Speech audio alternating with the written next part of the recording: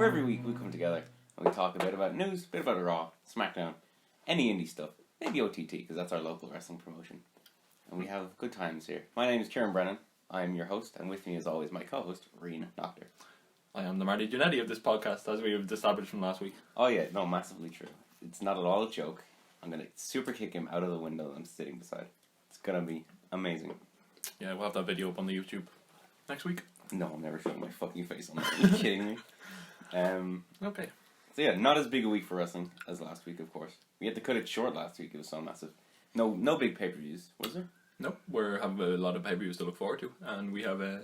I don't know if I'm looking forward to Stomping around, but sure. I don't know, we'll be on the high from OTT, so it'll be grand.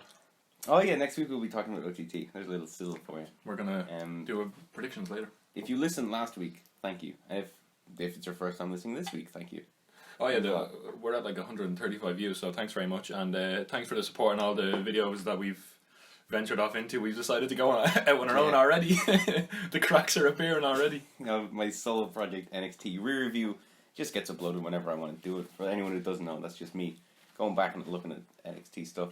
Reen, you have a solo thing as well, right? Yeah, I review indie shows. I'm going to start off by reviewing all the OTT shows I've been to, and thank you to all the OTT wrestlers for their retweets this week. I was very delighted to see that. That was nice of them. And I'm also streaming games a bit. Because I don't know. I enjoy games. I like Batman. So I've been streaming Batman.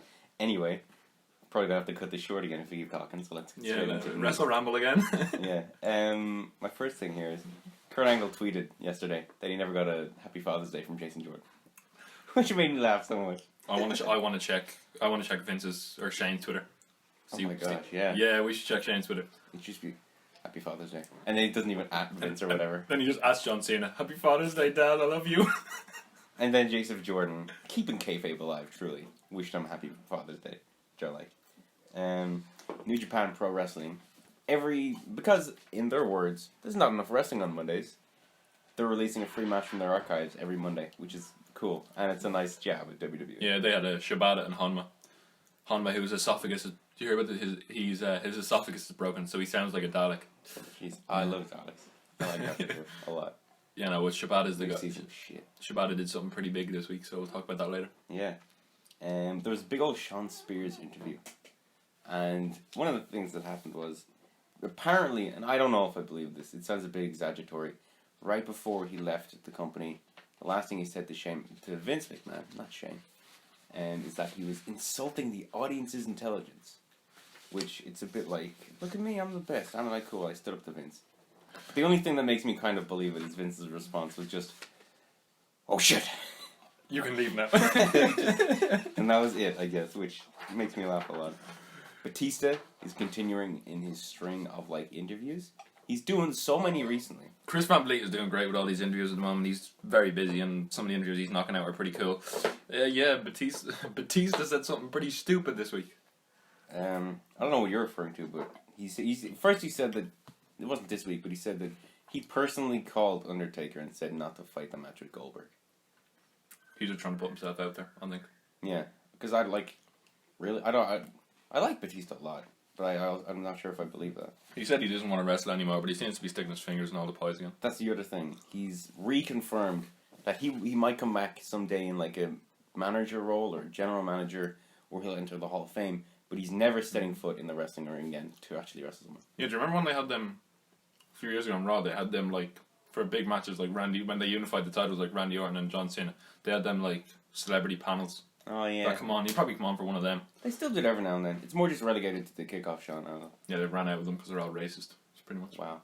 it's like one guy who's massively racist. They're not all racist. And then the Randy Orton John Cena one. That was one of the first things I ever watched. That and John Cena versus Ryback on a Raw, which was the main event. And then they started chanting Daniel Bryan the whole way through, and it's fucking lovely. Of course they did.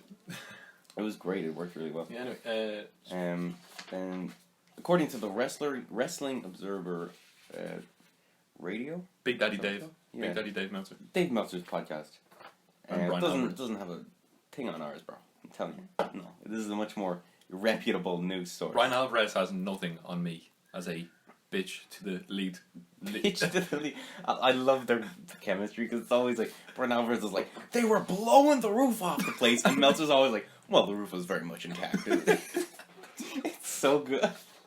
Well, he didn't hit. He hit him with the force of 1,000 suns, but it was less than 1,000. It's like he left Brian out of his cage every week for the podcast. It's so good. He takes everything so seriously.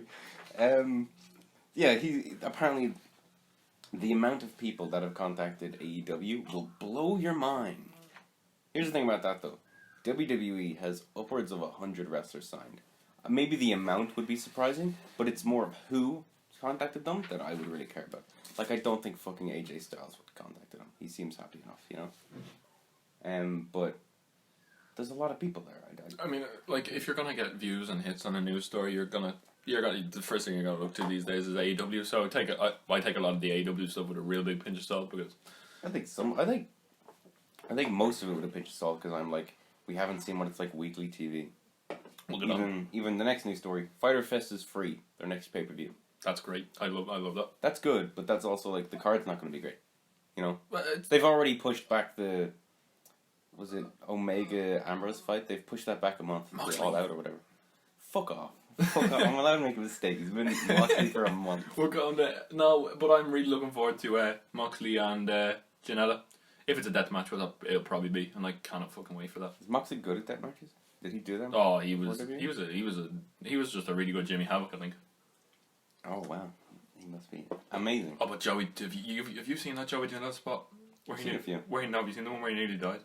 No. The one where he jumped off a roof. What? He jumped off. Just jumps off a roof. No, him and a guy did a Death Valley driver off a roof into the back of a truck, and there was steel beams like hanging across, and apparently they were like 10 centimeters from killing themselves, both of them. Jeez. Look it up later. What was the Ibushi match? Yeah. Who was he fighting? Naito. Yeah, fucking stupid. We'll get onto them. We're gonna get onto that later. Hopefully you do. It's fucking stupid stuff there. Yeah. Renee Young apparently is the leading candidate for the Fox Sport 1 WWE news show. That's good. Yeah, that's alright. That's her best role. She's not the most amazing commentator, No. but she's always good at interviews and at talking smack and raw talk and all that. She'll be 1,000 times better than the new guy in WWE now this week. Did you see him? What was that? No? There's a new What guy. is WWE now? It's like, you know the one where when Cathy Kelly talked about like 5 things to look forward to on SmackDown? Oh yeah. This guy is like, I could have sworn he was on coke. He's like one of them like really like sports announcers. Yeah. But like he's one of them like he's like an MTV kind of guy. And he was like, this is out of the wall. Like really big hand gestures and really like back pocket phrases. WWE do more like fucking top 10s than Watch Mojo, and they're so like some of them are okay and they always make for good stuff. They play them before live shows. Yeah. They're fine then, but I don't know. This week we had like 2 hours ago they released a top 10 vertical suplexes. Cannot wait to watch that one. What the fuck? I did watch the top 25 NXT TakeOver rounds, and it's spoiler alert if you're watching NXT for the first time with me on my NXT re-review. Oh, you have to be careful not to tread in any Keep away right now because I'm about to spoil my favorite NXT TakeOver moment. Give you time. That's enough time. Roderick Strong turning on Pete Dunne. Oh, beautiful. Oh my god! I love that move as well. It was so good. It was so out of nowhere. It was genuinely amazing. And then he gets the armband and he puts it on. That release suplex, Kyle O'Reilly's face. And it made so much sense. Kyle O'Reilly's face. He's just there, really sweaty. And Adam Cole has this massive smile on his face. It's like it was so blindingly obvious, but no one thought of it. It was so good. About that top 25. How the fuck was Gargano and Ciampa turning on Gargano number 7? It was. Well, Gargano and Ciampa getting back together, I think, was number 1. And it's very much recency bias, I think, because there wasn't even nearly enough Finn Balor on there. You know? Did some great matches. Yeah. There's some great stuff, they just kind of forget about it. And that's a pity. 2 Scarlett Bordeaux stories. 2 Scarlett Bordeaux stories. Oh, yeah. She's not making enough money. She's living with her mom and has a side job. Which, she's talented. She shouldn't be doing that. That's a pity. She has money-making potential. Yeah, but she's stuck with Impact. The second the contract ends, she's got to go to either WWE, AEW, or just on the indie scene. Because people will hire her. Go to the indie scene. I mean, people are saying that they're making so much more money than WWE than the indies. So. Well, that's only the most popular people. Yeah, but she could pull that off. Yeah, potentially. Imagine her and Priscilla Kelly. And then also at a AAA show, she got grabbed and groped by a fan. And it's rough. Oh yeah, I saw this on Twitter. Don Marnell was talking about this on Twitter. It's not just like he leans over and grabs her ass or something. He full on grabs her, pulls her towards her like he's grabbing her by the waist. It's proper like assault stuff. And the security are nowhere around her. They were talking about if you like assault someone in the street, you're gonna get in trouble. It's the exact same purpose, but they're just just because it's at like a more physical event. The security were horrendous there. They didn't step in at all. It's frustrating to watch. It's awful. Mike and Maria Kanellis, they've signed a new multi-year deal with WWE, which surprises the fuck out of me, but hey, I guess. That's another example of them just not wanting to let anyone go. Well, it's very, I think the last time Mike and Maria signed, it's a business move. Because think of it, immediately Maria Kanellis was like, I'm pregnant, and Mike Kanellis was like, I'm using your money for alcohol treatment because I'm an alcoholic. Because they're fucking business geniuses, I guess. So. Do you have the ages? Do you have the ages on that news story? What do you mean? Like how long they're signed? Mike's gonna be 42 at the end of his contract. Whew. Yeah, no, he's set for life at this stage. He must be. Oh no, sorry, it might be Maria that's 42, but they're both like near their 40s. So Maria does not look 40. Yeah, well, one of them's gonna be 42 by the end of that contract. Yeah. All Out tickets went on sale for All Out, and it sold out within 15 minutes. This happens every time. I don't want to talk about it. Yeah. Finn Balor. He's engaged. Well, reportedly, allegedly, so we don't get sued. Engaged to reporter Vero Rodriguez. Who's the one where he went up and got all drunk in front of at the Champions League. She. Yes. She. Okay. Yeah. I meant he got all drunk. Oh, okay. He got drunk. Okay. And he went up to her and he was just screaming at the camera. It's great. Watch it. Chad Gable's on 205 Live now. Oh, what a match! Yeah. The best match to end in a count out, apparently. Well, that wasn't the planned finish, apparently. Yeah, but they both knocked themselves out. They both got incapacitated. Yeah, I'm just glad he's down there. He has a haircut now as well. I think I prefer he longer hair. looks good. Huh, he looks okay. Did you see about him on the house shows as well? No, what's he doing on the house shows? Him and Apollo Crews against Daniel Bryan and Eric Rowan. Yeah? Apparently it was the best match people have seen live from people who were there. Yeah, no, that would be... Apparently it was... I think, but people are just saying, take Rowan and... Just Daniel take Rowan and Apollo out of there and just let them go at it. Yeah, Daniel Bryan and Chad Gable would be incredible if they were just given... If that was on NXT, it would be amazing. When we're thinking along them lines, imagine a Daniel Bryan versus Zack Sabre Jr. match. Just Daniel Bryan and anyone, come on. He's so good. Daniel Bryan and Zack Sabre Jr. Whoa. Just throw him into the G1 and you've got 16 amazing matches right there. Except for the one against Taichi. This isn't news, but it's something I found out. Sonya Deville, who I love, and Mandy Rose, who I enjoy, they have a donut eating show on YouTube. I've seen this a long time ago. You were late to the party, dude. Really late you are late to the party. It's good. The Mandy's donuts. Yeah. They're just lovely people. No, I don't watch it. I just love Sonya Deville. They had a Pride photo shoot, and I know she was there. She was the main person. But then they had people who weren't. She is of anything, and there was 40 people, and I was a bit it's kind of weird that you're kind of letting straight people, or I guess I don't know everyone's story or whatever, but it felt like there was a lot of people there who maybe shouldn't have been there. It was weird to represent them as well. Don't quote me on Sonya was there though, so I was happy with that. Don't quote me on this, but I'm pretty sure Sonya Deville is going out with Seth Rollins' ex-girlfriend, Zara Schreiber. Yeah. I think so. Oh, I don't think that's true. There's someone in the company who she was going out with. No, I know she's going out with someone. I'm fairly sure that person's blonde, though. I think. No, Sonya Deville going out with Shara Schreiber, definitely. Oh, well, okay, well. Look, fair enough, I suppose. I don't know. Just a fun fact. Probably a lovely person. She leaked Seth Rollins' dick pic. Anyway, what's your news? That's the end of mine. Yeah, I've got a few indie bits, because obviously I'm known as the indie guy now. Rollins is an average penis. Okay. Yeah. It's true, though. It's not impressive. Anyway, go on. I'm sorry. This is a very good segue, because we're going to talk Impact. You know it's pronounced segue, right? Sure, look. Okay, because you didn't react when I said swag, and I was I'm the king of botches here. Yeah, it's segue. Sorry. I'm sorry. Swag. You said it last week as well, and I was like... Swagway. Swagway, please, come on. Okay. my news. Impact. They stream on Twitch. They do stream on Twitch. Very 21st century. They were streaming this week on Friday night, and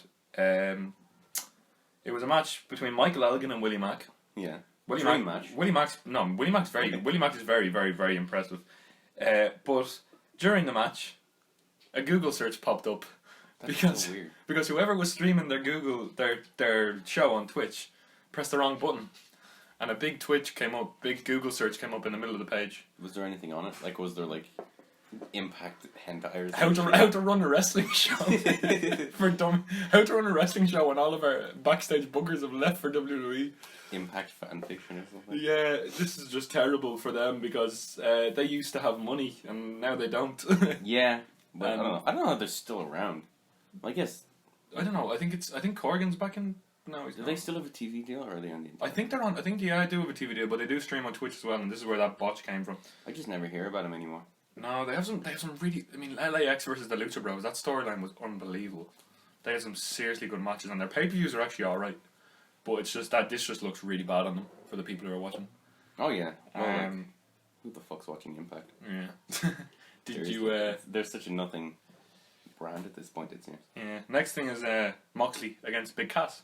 Did you hear about this? I saw a bit of it. Or Kaz. It's like Kaz XL and Enzo, and it's NZO. Yeah, Kaz came out. Kaz XL and Enzo came out, and they were being all nice and saying thank you for all the people who stood by us. And then they turned on the crowd as per usual. That's fine. It's their first appearance since ruining the G1 Supercard. Yeah. Since completely ruining the G1 Supercard. And obviously they've been dropped by Ring of Honor. Have they? Ring of Honor are not interested. Already? Well, no, Ring of Honor looked at the reaction and just not interested anymore, apparently. Oh. They might be setting up some sort of kayfabe for like them to make a big run in. But here's the thing though, why don't they hate each other? No, I think they're back in. They're either back in good nick or they're in it for the money. It must be money. Yeah. And then they had a match with Moxley, right? Or something. Yeah. Why would you have him? Why would you have a guy who just left WWE fight some fucking shitty WWE guys? Because they. This is what I have here. Moxley and Big Cass used to room together when they started off at first in NXT. Really? Yeah. So they're kind of close, I think. Still booking like maybe it makes sense for them, but booking wise, I don't. It was at a theme park. It was a really cool. Did you see that? It was a really cool set. I liked it. I haven't seen much of it. I just saw like Enzo make a hot tag and immediately fucking big boot somewhere. I know, Kaz. Yeah, Kaz. Did you see that meme where the girl just kicks the kid in the face? It's like Kaz making the hot tag. Yeah. But anyway, Death Rider DDT to both are dirty deeds if you want. And then a big crowd pop. The crowd seemed pretty. For Moxley? No. Crowd seemed pretty in on it. That's okay. Yeah. Let's move on to probably the biggest bit of news I have is All Out again. The ticket sales, according to Big Daddy Dave. 15 minutes. 15 minutes, but there's also something else. Okay. Speaking on the Wrestling Observer Radio, obviously, because that's where he speaks, the demand for tickets was bigger than any WrestleMania in history. According to Dave. Now, I'm only... According to Dave, I'm not... This is not coming out of my mouth. If he means like immediate traffic on the website, yeah, but that's... I would imagine it would not sell out... Like, it wouldn't sell out at WrestleMania, and it would... That's more because the last few have sold so fast as well that people are like, well, I gotta get in on this really fast. So there's more demand immediately within that half an hour. Yeah. But overall, they would obviously... Well, maybe not obviously. Maybe they could. But I doubt they would outsell WrestleMania. Veteran journalist Daddy Dave said 72,500 people were in the online ticketing queue after half an hour of going live. Because I saw someone put up on Twitter, Dave, how does this 15 minutes work? Because I didn't get my tickets go through till like 26 minutes past 12. But maybe I don't know how they work it out because it says 15 minutes. I don't know if they work it out from like initial contact with like the card payers or something like that. Maybe like the site crashed or something. I'm not sure. And then Dave Meltzer also estimated that 130,000 tickets could have been shifted for the show in that time period. I'd be surprised if that was true. Because WrestleMania struggles to sell out sometimes. Yeah, and that's going back to the Sears Centre in Chicago, which is a pretty cool venue, and they have a plaque there now, so they have a lot to live up to. And they only have 2 matches announced, which is pretty impressive for selling out when they only have 2 matches announced. Oh, it's the brand name, though. And they're 2 pretty fucking huge matches. Yeah, but like they sold out All In or whatever before they even had their T-shirts out, you know. Moxley Omega sells tickets anyway, like on its own. think it's purely just being the elite name is selling tickets at the moment. Yeah. And then we have a title change. On what? After their brilliant match at Double or Nothing, the Young Bucks and the Lucha Bros. Sorry about that, guys. The Young Bucks and the Lucha Bros went at it again in AAA's Verando de Escalando event in a Double or Nothing rematch, and the Lucha Bros have won the titles back. Good on them. They won in 12 minutes with a package pile driver and a double stomp, but there was a controversial finish as well, which left the door open for a rematch. What was the controversial finish? The second referee counted the 1, 2, 3, and the Bucks weren't happy. They'll probably get another title fight. They'll probably do. Didn't they just make their last indie appearance, or they just announced their last indie appearance? The Lucha Bros are in AEW. Oh, I think. okay, fine. And yeah, that came after the Young Bucks beat the Lucha Bros at AAA Rey de Reyes and then defended the titles at Double or Nothing. The next match for the Bucks is the Bucks again. The Bucks against Cody and Dustin, which is gonna be okay. Yeah, and that's at Fighter Fest. That's at Fighter Fest. Looks like I love the card for Fighter Fest so far. Darby Allin against Cody.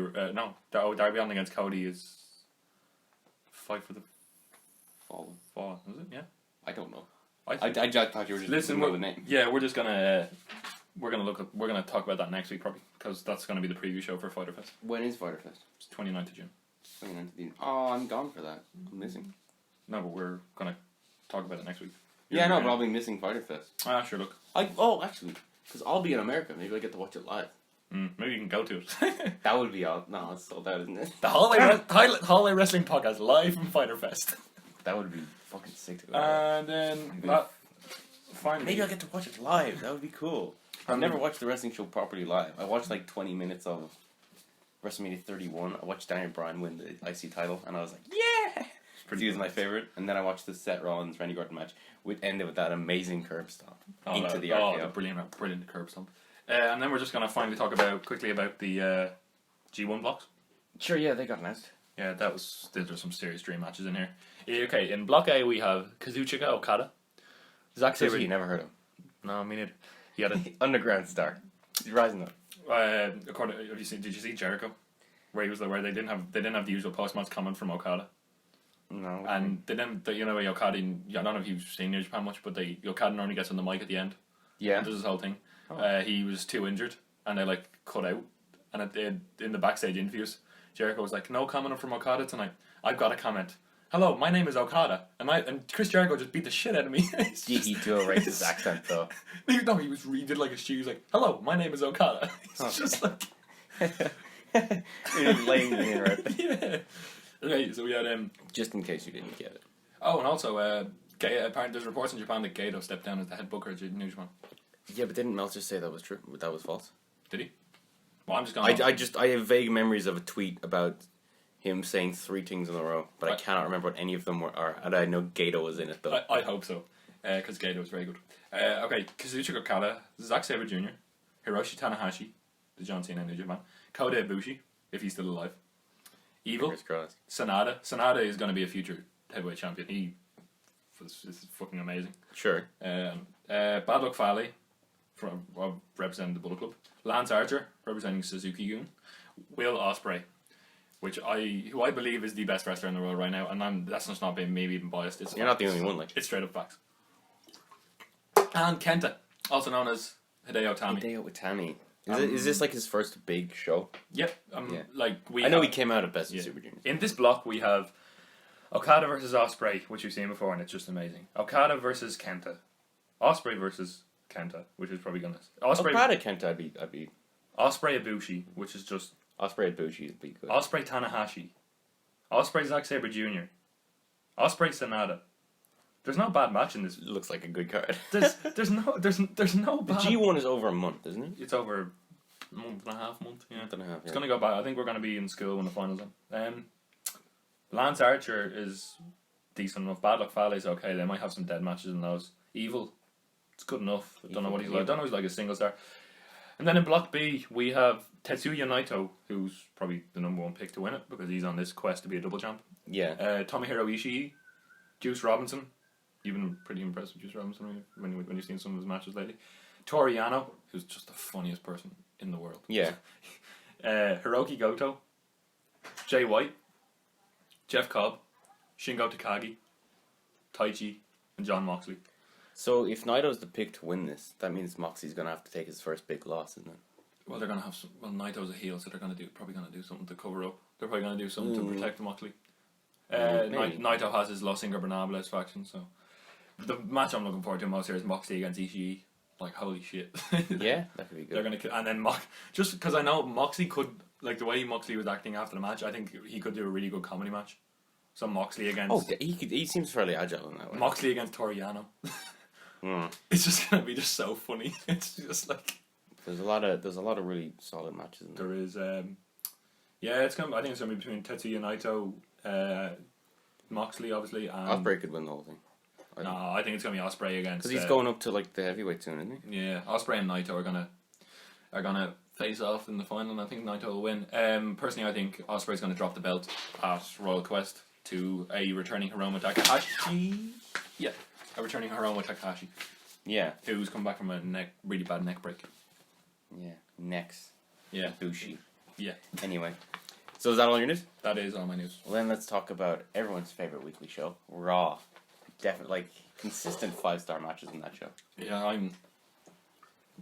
I didn't really pay much attention to it this week.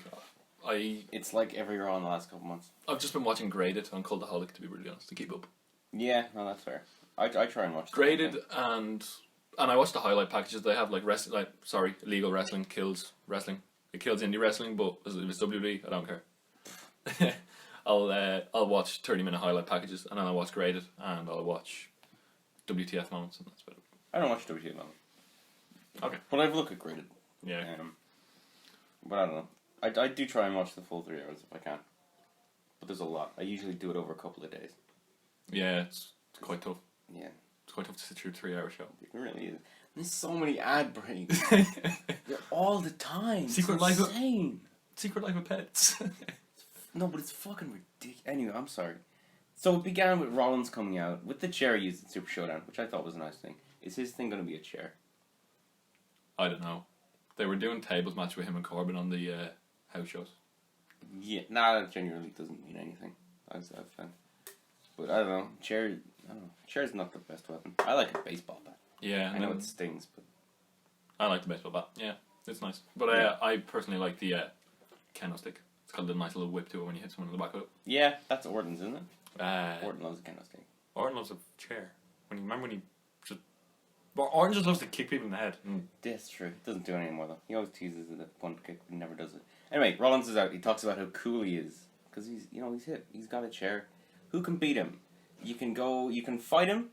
You can do what Brock Lesnar did, which is fight him, or you can come out and wrestle him. Another word for fight. It doesn't make any sense. It's like the Lars Sullivan thing last week. I've got one purpose in life, and he names 2. But I think he was put in a way where it's like, no, I'm not going to say that. I was about to just steal a line from someone. I'm not going to do that.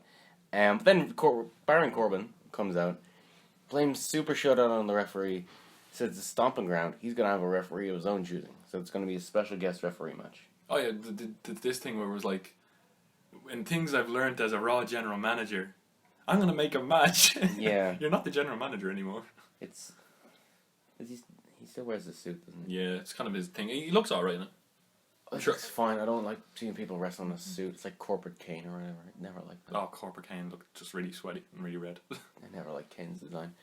Sami Zayn comes out for no reason, and he's like, I agree with you, Corbin. You're 100% right. The mid-card of E was getting bigger. Yeah. And then Seth Rollins is like, I'll kill you.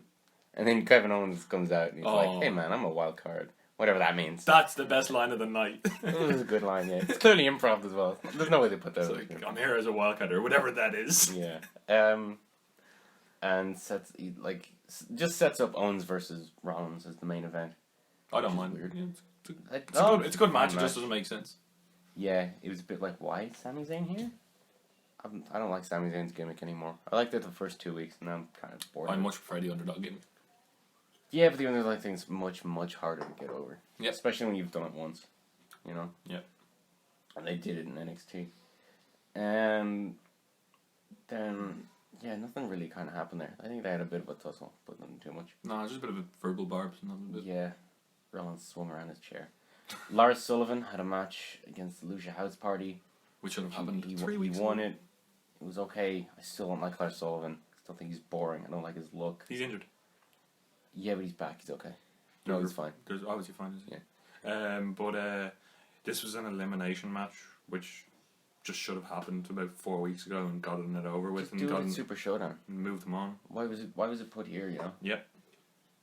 Michael Cole had a sit-down interview with Becky Lynch and Lacey Evans, but it wasn't like your standard sit-down interview where they just have them in a room. No. It was like Split screen. it was like a fucking Skype call between 3 people. It was heavily scripted as well. It was so weird. Yeah, that's the other problem. Just because of that, because they were separated, everything came across so weird and forced, and it was like they recorded it at 2 separate times and had to leave pauses in for how long they thought the other person would be talking for. Yeah, It wasn't good. Becky's spark is dwindling very quickly. Oh, it's been dwindling since Royal Rumble. Since she got that fucking limp for months. Since she married, since she got with Seth Rollins. Yeah. Seth, it's all your fault. They're a nice couple, but they keep referencing it so much that if they ever break up, it's gonna be hard to go back and watch these shows. Not that you're gonna want to. They just edit all the bits out. Yeah. They just go back and edit all that footage, please. And then I think it ends with Lacey walking out. It just felt really disconnected from each other. Yeah, it feels like this storyline, every storyline in WWE right now, it's just taking way too long to progress to the next level. Yeah, while simultaneously nothing is happening at all. It's so hard to talk about and provide some logic for people. Because it really is. It's the same thing every week. There's no like. Oh, Raw's tonight as well. Yeah, it is. Isn't it? I'll leave it a couple days. I'm not gonna watch it straight away. Nope. I'm not I've got work tomorrow. I'm not bothered to watch Raw. And then there's a backstage segment with Nikki and Alexa, like Nikki Cross, which I do like that storyline a bit because I like both women, Yeah, especially like Alexa. She turns the tables on Bader, doesn't she? Yeah, it kind of starts with Nikki being like, "Why didn't you want me there last week at SmackDown?" And then somehow Alexa, like, they kind of forget about that, and Alexa kind of makes her go like, "Bailey's manipulating you, Nikki." It's kind of weird. It's a bit clumsy. It very much feels like there's 2 different storylines for Alexa on each show. Yeah. And they're trying to like find some weird way to connect Take them, the but it's Yugo. not working. Okay, Alexa, I'll be in your corner. Yeah, Nikki's in Alexa's corner tonight for their match later. There was a Miz TV. I don't like the Miz TV. I've never liked Miz TV. This seemed like it seemed like they put in another opening segment here. It just seemed like it's really Yeah, it was so long enough. disconnected. It just seemed like everyone comes out, says their bit. Yeah, it was with Samoa Joe, and they had a bit of debate on whether Joe lost the title to Mysterio or not. But then the one thing, even though I didn't like how it was done, there's a U.S. title picture now. They brought out Braun Strowman, fucking Lashley, Ricochet, I can't read that, and Cesaro, and they all came out and asked for a title shot. So that's like what, 1, 2, 3, 4, 5, 6 like people in the U.S. title picture. Yeah. That's good. Holla holla, Teddy Yeah, Long yeah. on steroids. We have a 6-man tag. Yeah. Hey man, no, the Undertaker. But I don't know.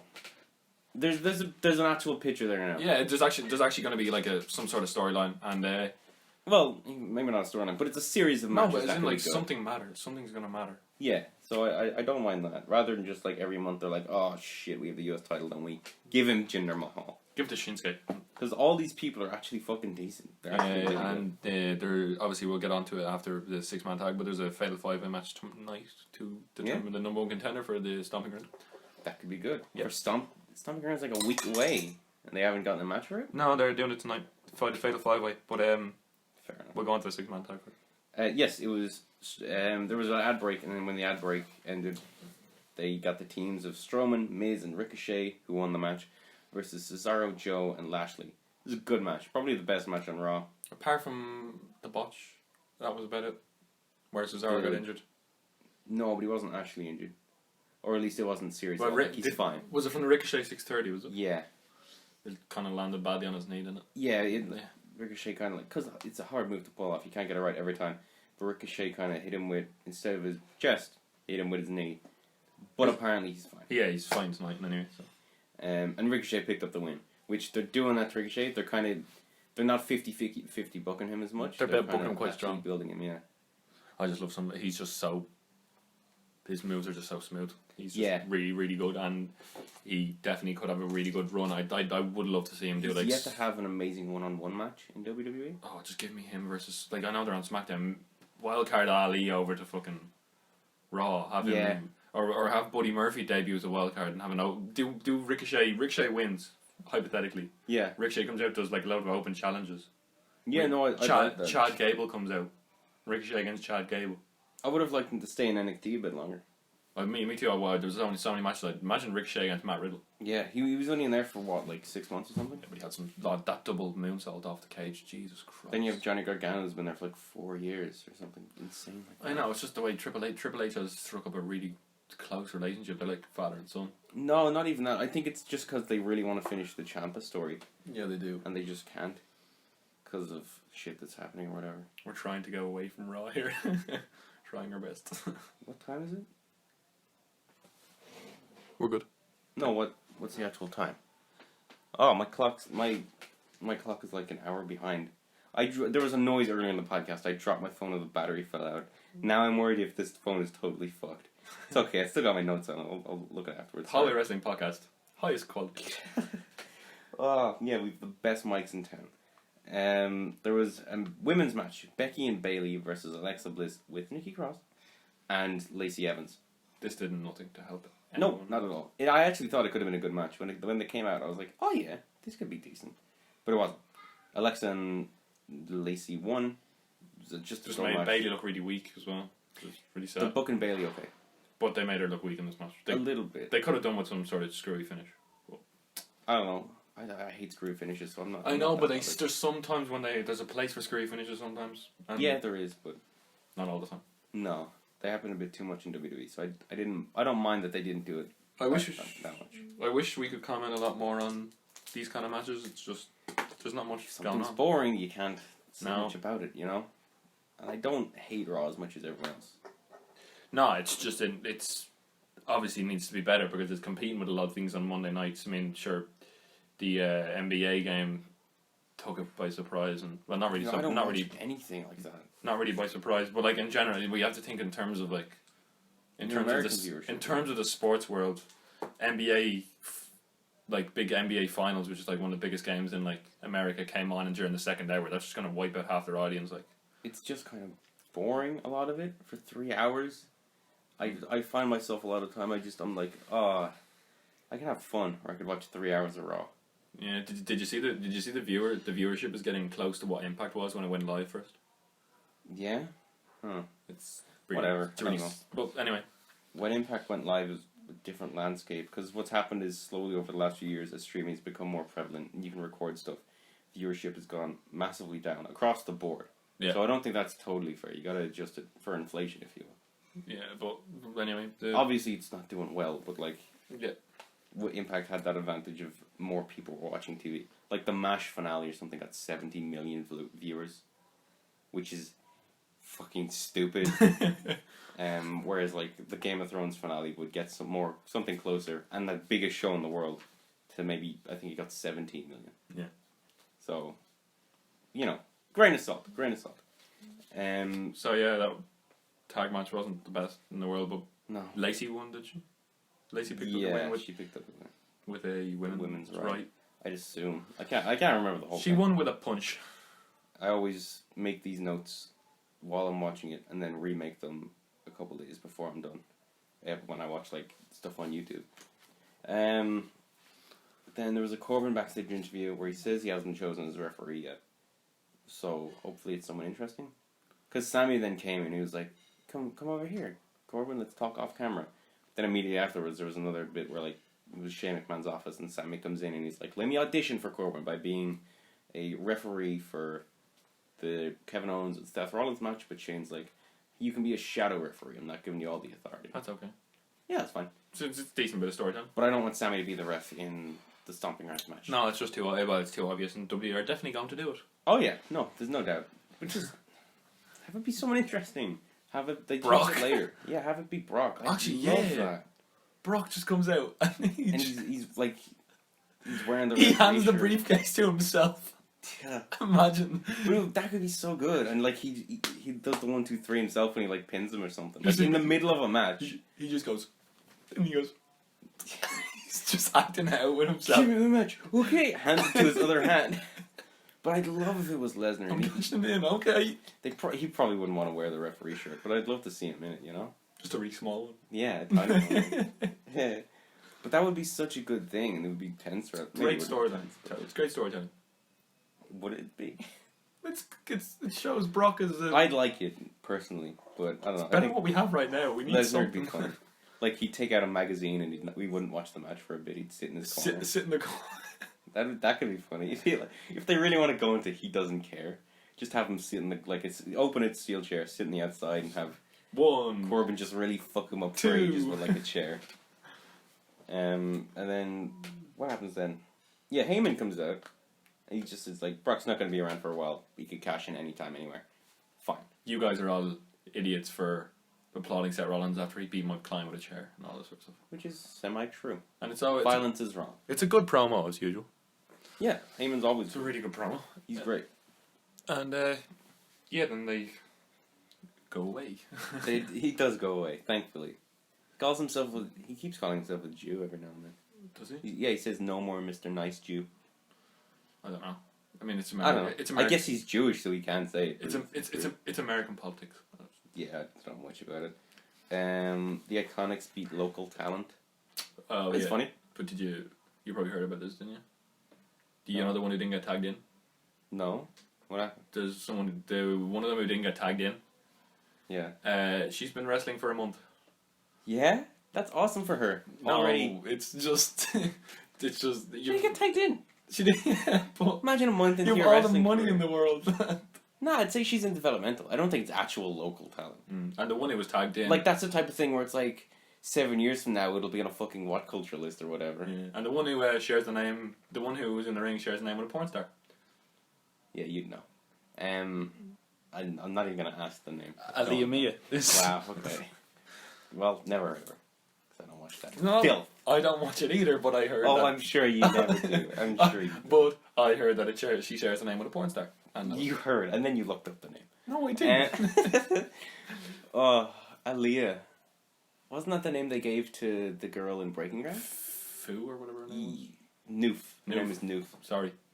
Yeah, they gave her the name Aaliyah. Yeah, Stomping Ground. Yeah, and she's actually quite good right now. She's the heel. Breaking Ground. Yeah, she's Oh yeah, actually sorry. on I it, meant you know. the beautiful W pay-per-view that's coming up. Yeah, cannot wait. Wait, do you know the full title? Stomping Ground, where we dig holes and take names or something. What? It's the full name is Will not be Stomping. where we kick ass and take names. Yeah, that's it. Yeah. Well, that's like a cheesy line. To make fun of it in Infinity It's War. like Roadblock, end of the line. The road to WrestleMania begins now. Yeah, but that's a tagline. It's not the actual name. Yeah. It's like WrestleMania 33. It wasn't actually like you don't look it up and Google comes up with WrestleMania: The Ultimate Thrill Ride. You know, or whatever fucking shit they called it. But I do like the Iconics. They're funny. They're I good. love the. You've got to be joking. I think it's so funny.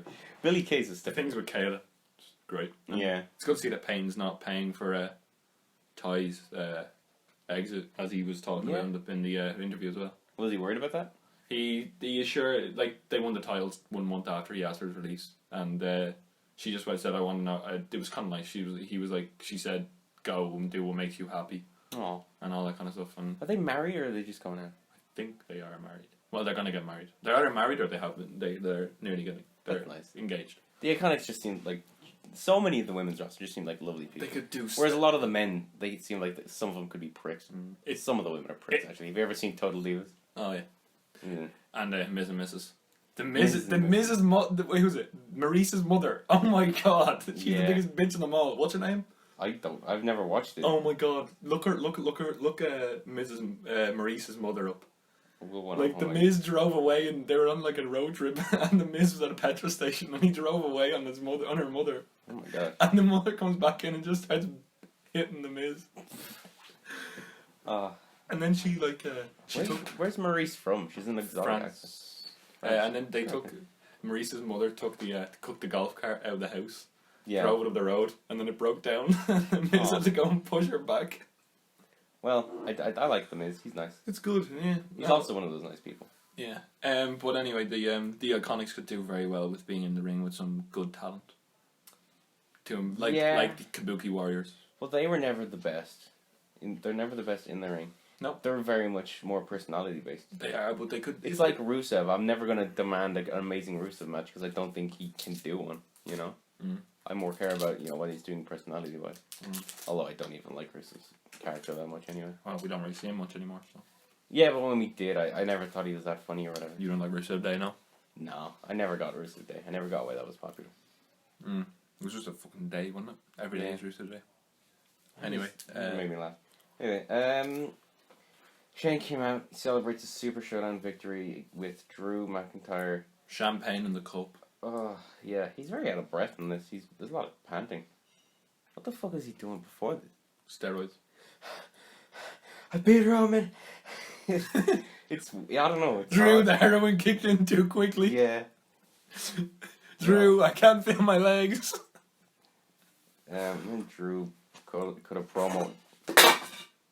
Sorry. Sorry. It's very hot in here, Matt.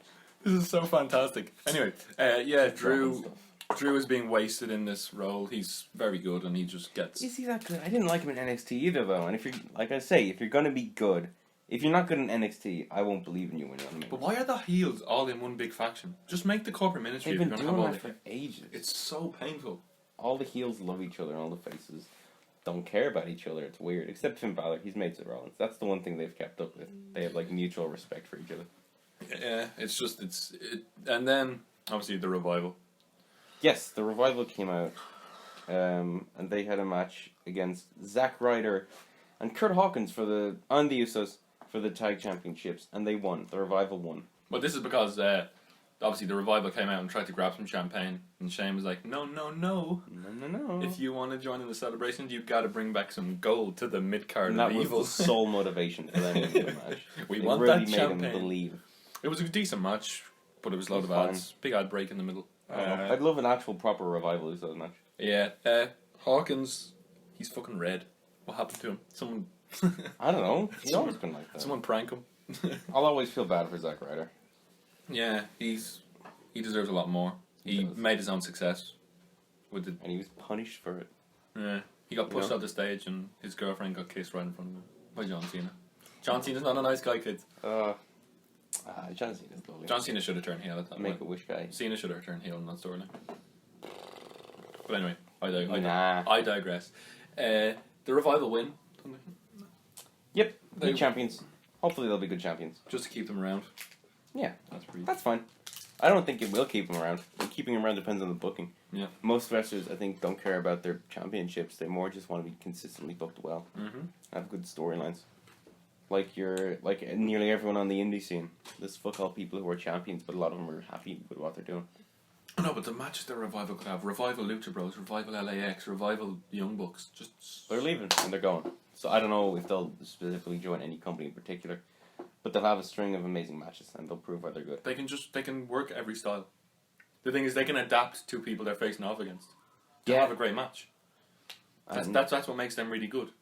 Yeah, I'm excited to see them when they come into NXT. I love their team tune. I hope they keep that team tune as well. Or like go hard. Yeah, or turn up the country on the indies or something. Turn up the country? What? No, as in the way you keep the theme tune, but like have the more like intense country, like a country theme. Because WWE kind of like they're trying to make it more commercial. Yeah, sometimes. So they could just like get some F words in there, get them coming out with straw and a cowboy hat. Need to. Coming out on a horseback. Jeez. Yeah, I don't think this is going to lead to much. No, the Revival. When was the last time a tag division on Raw was booked strong? We're probably going to get a Revival Usos match at Stomping Ground. I'm not going to lie. It's probably going to be set up tonight or Tuesday. I wouldn't mind that. That's what it says here. That's what I have on the match card, which you're going to discuss next. Then there's after SmackDown. Then there's the Firefly Funhouse segment. I didn't watch this one, to be honest. This was a straight shoot on Dean Ambrose, basically. Yeah, what happened? Okay, from my memory, Wyatt's there, and Ramblin' Rabbit and Mercy the Buzzard are having a fight. And Mercy says, Ramblin' Rabbit's talking shit again. Yeah. And Bray goes, "Let me listen to my hands." You know them hands that he has. Yeah. And then he goes, "It's okay, Ramblin' Rabbit." I don't know what there was a reference to. There's a reference to the podcast. It was like, you think now that you're like free, you can like say what you want. You can only be free if you buy these steaks. Oh yeah, no, there was like a chalkboard on the Of an advertisement? No, wait, there was a chalkboard on the wall with some like, you know the way when they had like the 25. Yeah. And then he was listening to his hands, and then he smashed Ramblin' Rabbit with an oversized mallet while wearing clown face paint that looked very similar to Chris Jericho's. He had the lines on his eyes. It was quite obvious that it was him. And then he decided to promote mayonnaise. He had a bottle of mayonnaise, and he was like, I'll have to watch this. yeah, I didn't watch it much, so I'm sorry if my description of it was terrible, but there was a promotion in there in reference to Chris Jericho's constant promotion of Omaha steaks and toothbrushes. Father's Day is over, the sale of toothbrushes has gone down the floor, down the drain. Damn. I bought one. Did you actually? No, I didn't. Okay, good. So I did hear that he killed Rambling Rabbit, though. Yeah, they shot on, and then he licked his blood, and that was it. Oh, that's good. The 24/7 segment we can brush over really quickly. Sure. They were just stuck in an elevator. They were stuck in an elevator. It was really weird. They were like brawling while they were chasing after R-Truth. And then when R-Truth pressed the button on the elevator, everyone stopped. And then they got in the elevator. Half of them got in. EC3 tried to convert to cannibalism. Yeah, I saw him with like a fork or something. Yeah, he said he'd been married 5 times. My favourite in the moment of the night, apart from the Owens thing, where he's like, Drake Maverick, I'm not Hornswoggle, I'm just really small. Aww. Did you not see that? R-Truth was like, called him Hornswoggle. Jeez. And then they like, my bad. And then they got out, and Eric Young and Bobby Roode, 2 TNA legends when TNA was actually good, sadly fighting over a European title. Yeah, the European 47-8 title or whatever you call it. I won this at, oh, did you see that? I won this at 90,000 feet. This 7. What? He was like, I won this at, the plane. He was like, I won this at a cruising altitude of 90,000 feet. This 7-Eleven championship was hard work. I like the 7-Eleven one though, because that's like a chain store in America or something. Anyway. I don't mind that one. So that was Raw. Well, no, because we had our main event Oh no. of Seth Rollins versus Kevin Owens. Okay. Could have been good. It could have been genuinely good, but like it wasn't because Sami Zayn kept interfering. It was standard stuff. Rollins went for a suicide dive at the end, and he tapped Zayn, and Zayn massively oversold it, and he was like, "He should be disqualifying. Why do you?" Oh yeah, he was checking. And then Rollins grabbed Zayn like by the scruff of his t-shirt. Yeah, Zayn looked good in the t-shirt. Yeah, well, Zayn always looks good. Not a bad looking man. Is he bald now, or did he get the hair back? No, he's got a buzz cut. Yeah. Kind of like it. It's like one all over. Yeah, and because of that, there actually was a DQ, and I guess Kevin Owens won by DQ. Corbin came out, but Rollins just fought everyone off by swinging around this chair. Yep, that's going to be his gimmick for the next few weeks. Yeah, fair enough. Burn it down. Burn it down. Yeah. Seth freaking Rollins. What do we call himself? Grand Slam Rollins. He did that for a bit. Yeah. Becky Lynch's boyfriend. Yeah, we still riding on that one. And that was Raw. Look, it's Raw, isn't it? Yeah, it's what you're going to get. We'll see what happens tonight with the Go Home show. Go Home shows are always usually a little bit better. There seems to be they're not. They're always worse. There seems to be 10 Go Home shows every 2 weeks. It's really, really annoying. This is what we're talking about. That's because lately they've been doing like weird semi-house shows, and they got to kind of build to those. Oh, it's just painful. I mean, it was like a week ago we had Super Arabia. Super Showdown, yeah. I don't know, man. Yeah, I want to be positive because I know that it's gonna get better once Trips puts his team in. But whether I survive until then, we'll see what happens. But Vince is gonna outlive us all, man. I know, yeah. But like, I don't know, because I love wrestling. I love WWE, and WWE is basically all I watch. And this is kind of what I get for wrestling now. Yeah. Well, you've got NXT. You've got NXT. Yeah, I got NXT. So that's alright. Moment of contemplation. But it's not even good NXT yet. It's just kind of okay NXT. Yeah. I'm only 2 in though. Yeah. So I'll wait till they finish the Gold Rush tournament or whatever when that starts, and before I start being like, it's just okay. Yeah. Because I'm on 2012, and I know Arrival is in 2014, and I started watching a bit before Arrival, and I enjoyed it, and that's where all the stuff kicks off. So, let's move on to SmackDown Live. SmackDown Live! Which was possibly the worst episode of SmackDown Live I've seen in a long time. It was awful. Yeah, it wasn't awful, it felt like Raw. It felt like a Raw after show. Yeah, let's run through it. Yeah, open with Miz TV. I don't like Miz TV. We had one the previous night. No, 2 a week isn't just too much. He's told that he has to follow the script because Shane McMahon's here, and his guests are Shane, Drew, and Elias. Elias doesn't talk. He just kind of plays in his guitar. He's a good guitarist. He's a good guitarist. Give him that. Well, yeah, he's been playing it clearly for years. He's got an album. Yeah, he does. That was good. Yeah, that was a good WrestleMania build. That album's kind of funny. I listened to a few songs of it. I think in one of them, like, he just stops playing, and then he's like, "You thought the song was over? You are wrong." And there's like 2 minutes left in the song.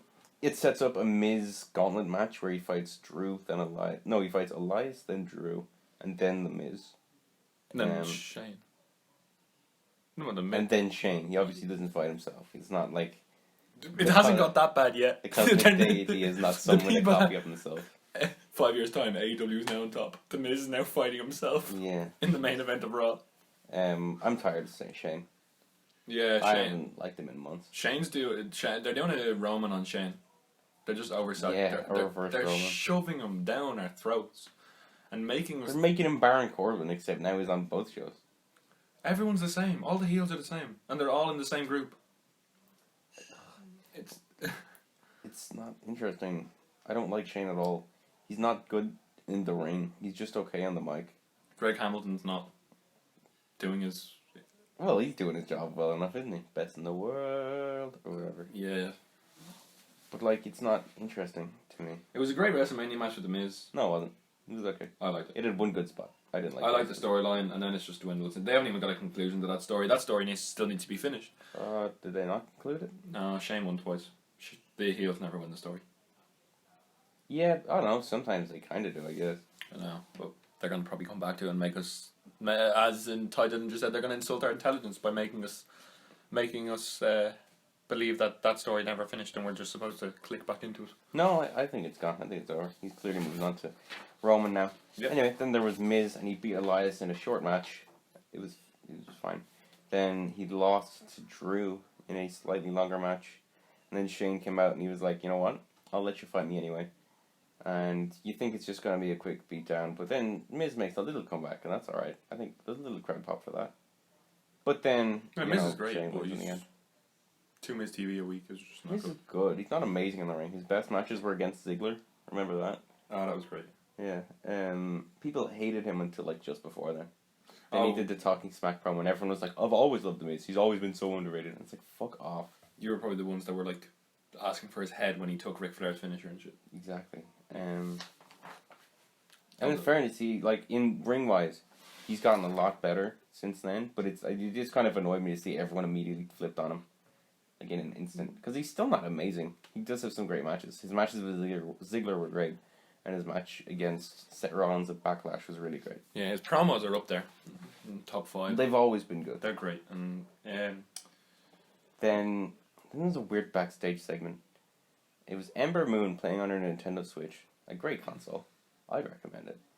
It's something different. Someone playing on them. Like, I mean, they have a big gaming family back there. I'm pretty sure there's 2. There's 2 YouTube channels. Yeah, there was. Yeah, Tyler Breeze has one, doesn't he? Tyler Breeze and Baron Corbin have one. I'm pretty sure Ty Dillinger is part of it too. Yeah, that's nice. Because Ty Dillinger and Tyler Breeze opening wrestling gym this week. Yeah, Flatbacks. I mean, if you're gonna train by them, then you're gonna do all right. Like. Yeah, hopefully. You're gonna They do both great. had good gimmicks, and they were both good in the ring. Yeah, they might get some good trainees. And then what's his face? Xavier Woods obviously is up, down. Yeah, I like it. I watched some of the FIFA stuff. I watched him and Breeze's series, Raw vs SmackDown. Yeah, Very good. is that good? It's really, really good. I like it. I'm not Like, they're basically like Breeze is in charge of Raw and Xavier's in charge of SmackDown, and they basically like you make a card. It looks like a great game. I actually want to buy it. Yeah. You make a card, and then you go through like all the pay-per-view cycles and all, and like you have to win the ratings. And like Breeze is like on 8 million because he's on Raw, and Xavier's on like 2. It's brilliant. It's very good. Very good series. I don't know what they're going to do now that Breeze is on NXT, but I'm sure they'll find time to film. And now they're both below 2. And then you saw Xavier doing the Batista song. No, what's that? Do you not see when Batista came out? It was WrestleMania entrance, because Xavier in this series loves Batista. Yeah. He loves Batista, and like he has him on his roster. And when Batista's entrance is there, they do a special episode where Xavier's just in like the entranceway, and he's just like mimicking Batista's entrance and and mouthing all the words, and he's just like this. Walk miles inside. Yeah, it's pretty good. He's a good team. Yeah. So Ember's playing on her Switch, and then Mandy and Sonya Deville slap it out of her hands, and Ember just kind of screams. Yeah, she's edgy character, yo. It's weird. Edgy person doesn't play on the Switch though. What edgy person plays Mario Odyssey? I don't know. I like all the women in that, but I didn't like that segment. It was just kind of nothing. So odd. It's yeah. Get some Mandy's Donuts on SmackDown. Yeah, do it. Devote a half an hour to that every week. Daniel Bryan and Rowan came out for a tag title unification match, and you know, you're like, oh my gosh, we're getting Daniel Bryan Rowan versus the Revival. This could be a match of the year candidate. SmackDown have finally clicked. Yeah, they've done it at last. And then who only comes out? But it's AJ Kirsch and Dave Durturo. Whatever. Doesn't matter. The YOLO County Tag Champions. They have cardboard belts. It made me laugh. And they win the titles now. So. Yeah, that would be amazing. And they're about to have a match. But then Heavy Machinery, who we haven't seen in a little while. Blue collar solid. They come out and they're like, how about we have a match for your fucking championships, Ryan and Braun? What? Brian and Rowan. Sorry, guys. I'm tired. It's hot. Give me a fucking break. It is really hot, actually. I probably shouldn't have worn a big jumper. Brian says, hey, you can get a shot if you beat these jobbers. And it's a squash. Because of fucking course it's a squash. It's a great finisher move. Are they the new YOLO County Tag Champions now? Yep. They're going to have to go to the... That's fucking sick. Oh, I'd love to see them, like, vignettes of them just going to... Because Otis is brilliant. Yeah. Have you seen Otis's obsession with Mandy Rose? Yeah, I have. It's like, his Instagram is brilliant. Yeah, no, I'm assuming that's not a real fucking thing, is it? No, she's gone out with Tino Sabatelli. No, not the stalking thing. The YOLO County Tag Champs. I'm assuming that's not an actual promotion. No, they're cardboard belts. Yeah, that's what I was thinking. It's a great finish. I like the Trash Compactor is a great finish move, by the way. I like it. Yeah, it's good. Yeah, so at least they're getting used, you know? Yeah. And it's a good storyline. They're not going to win, obviously. No real competition in the SmackDown tag division. Yeah. Time for maybe time to push an actual NXT tag team, maybe. Well, AOP, I know what they're doing. Get AOP up. Well, AOP were made to look good by a lot of people in NXT, but give them a chance. Are they injured now? No, they're back. They were in the Battle Royal. Oh yes, well. Then we had Carmella versus Sonya Deville, and I do like Sonya Deville. She won, so I was happy with that. But it looks like they've dropped the Sonya and Mandy storyline, where they looked like they were going to turn on each other. Yeah, insulting our intelligence again. Just give Sonya a championship, bro. Making us do it. Vince thinking that we've just completely forgotten that they hated each other like 2 weeks ago. Like Mandy and Sonya? Yeah.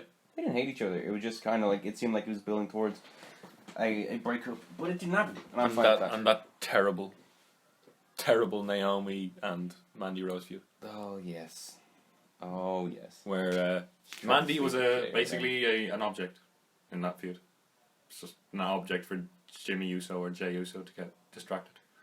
Yeah, true. I don't know. But I'm glad they haven't broken up, because I feel like they push Mandy and forget about Sonya. And I do love Sonya. Yep. I think she's great. She should be in the title picture. Put your hair up and square up. It's a good catchphrase. Is that a catchphrase? It's not a good catchphrase. It'll sell her. It'll sell t-shirts. Big E, he's back. Cuts a quick promo. It wasn't quick. I didn't see this. Yeah, he just came back. It was typical New Day stuff. He talked about if he got a title shot every time he had made a return, he'd have as many title shots. He'd have as many titles as Charlotte.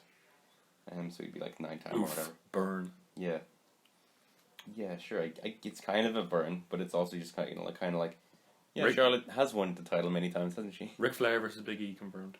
Oh yeah, it's coming. Then Dolph Ziggler comes out, cuts a promo. It should have been me. Great. It's a good promo, but it's getting old. He needs to get something new. That's half the roster. Is that what we're just going to say for every week? Yeah. Yeah. Yeah. Anyway. And they set up a match for later in the night, the main event, which would be the New Day, which not only do they have the championship, not only are they the faces, but they have a returning Big E. So who's gonna win? Versus Ziggler, Owens, and Zayn. But first, before then, we got Bayley, who won the match against Nikki Cross. Okay. Good match. Yeah, it's just setting up. It's I like Nikki, and they finally they're doing something good with Bayley. Yeah, as long as it's not a coffee cup on a pole match, I don't mind. I wouldn't mind if it was that, because I like a coffee cup gimmick. Give me more. Feed me more. I don't think Alexa was here, though. I cannot remember. No, but No, I think she was here. Yeah. it could be a decent match. Yeah, no, it could be. If you can hear that, this podcast is sponsored by the ice cream van. Yeah. Is that an actual ice cream van? I think so. Yep. I didn't know they were real. Paddy O'Brien provides us with 99s for all the podcasts, so use code Shut the fuck What? up! 50% off. Dude, edit that out. I will. What the fuck? What the fuck? Okay, we'll edit that out. Yeah, you should. Ugh. Or just put like a bleep over it. Or something. Ugh. Yeah, ice cream. I've never seen an ice cream van that actually plays music before. Jeez. Use code Blah, blah, blah. for the checkout. Maybe don't use that either, man. Maybe bleep that out. That's like a password you use. Okay, and now that I've said that, you have to do something about it. You have to bleep it out. What? No, it's fine. You can just you can actually just and use password beep. Okay. You know.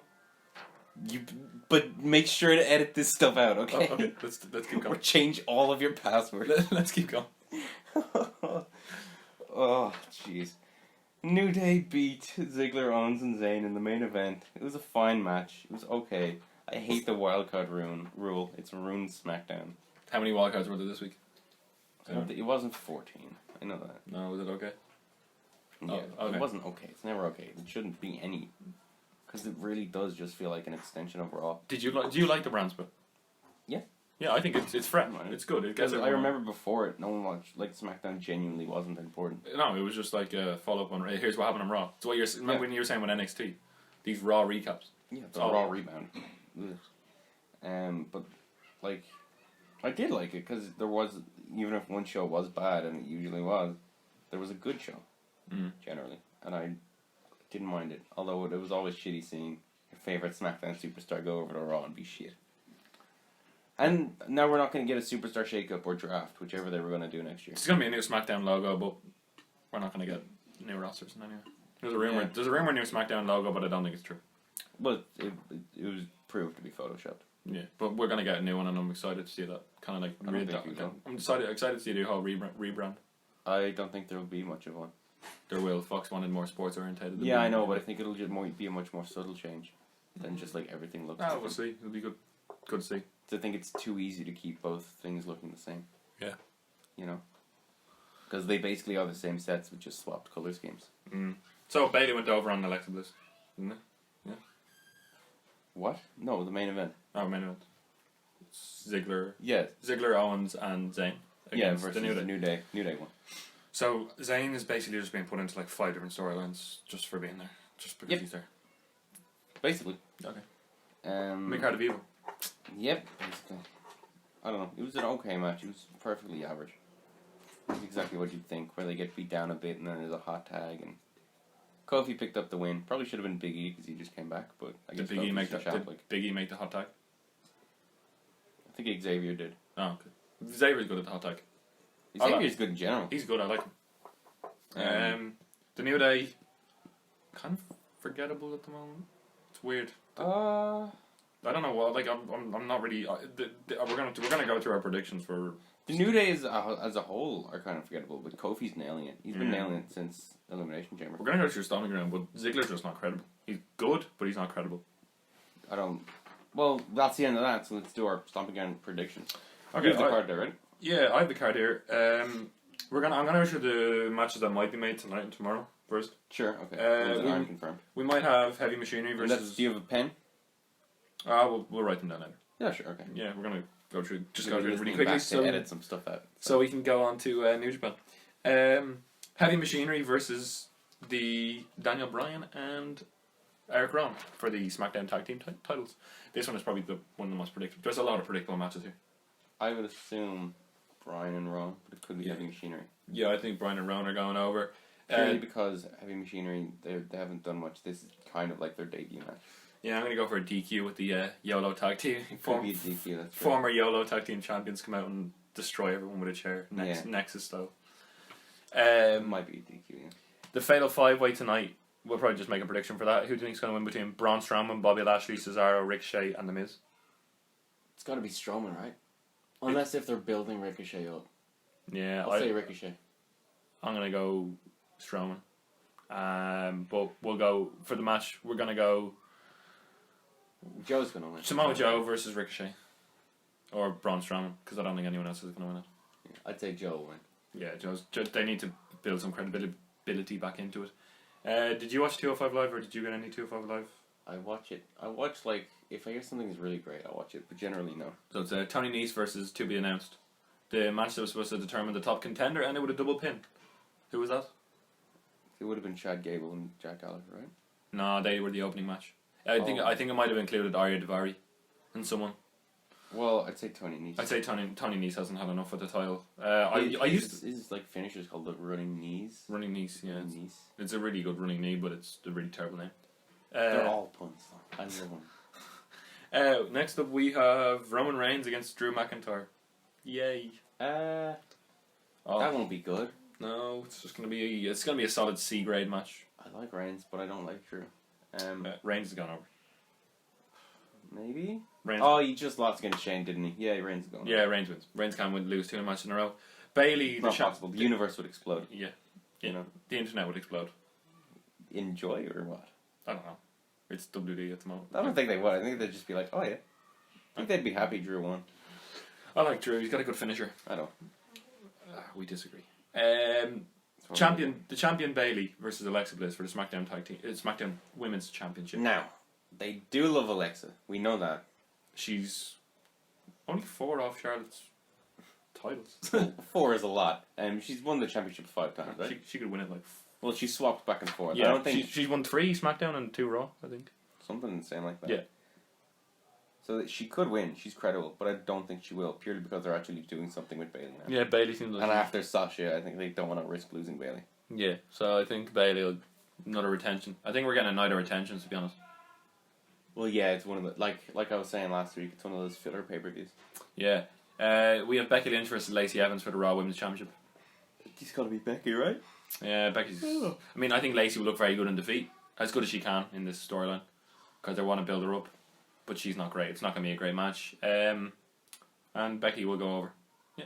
Yeah. Thanks. Shine the light in Rin's eye.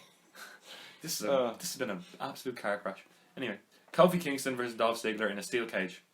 Well, it's obviously Kofi Kingston, isn't it? It's going to be a great match, but Dolph Ziggler's not credible. I think Lesnar might cash in on the first night at the Fox, yeah. Yeah, I'm just worried that Kofi's going to go for a trust fall off the top of the cage. And I would love fucking Lesnar cashing in on the first night of the SmackDown deal. Yeah, that'd be good.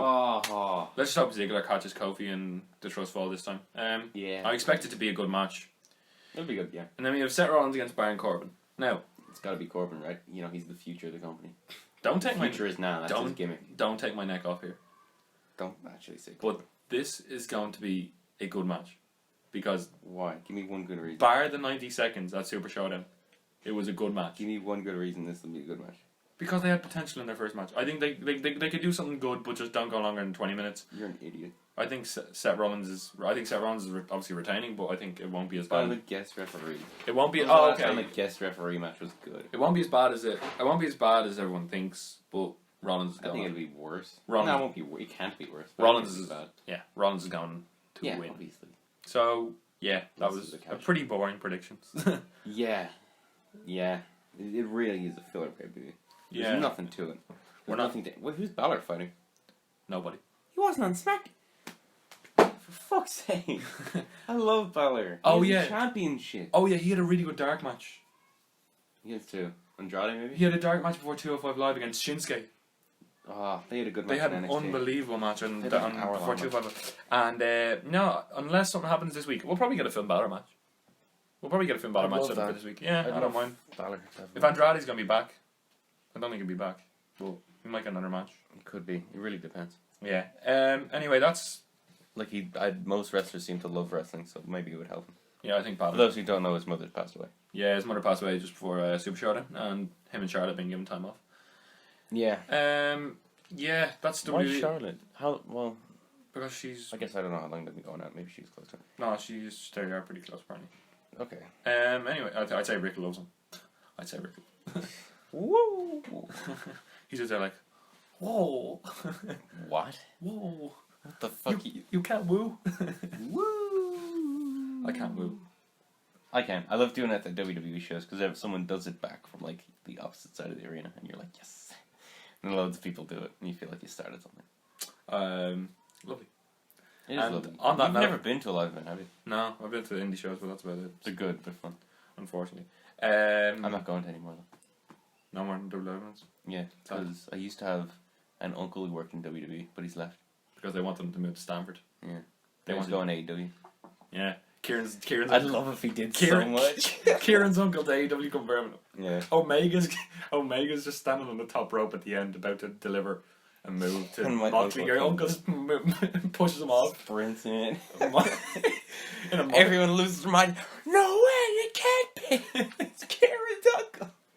Okay. Jim Ross like, the roof was exploding. Nelson gives it 5 stars. I would adore that. Your uncle gets on Wrestlers of the Week. Gee, we should. Okay. Now that's Yeah, all you used to for get me tickets. yeah. That's all for WWE Land this week.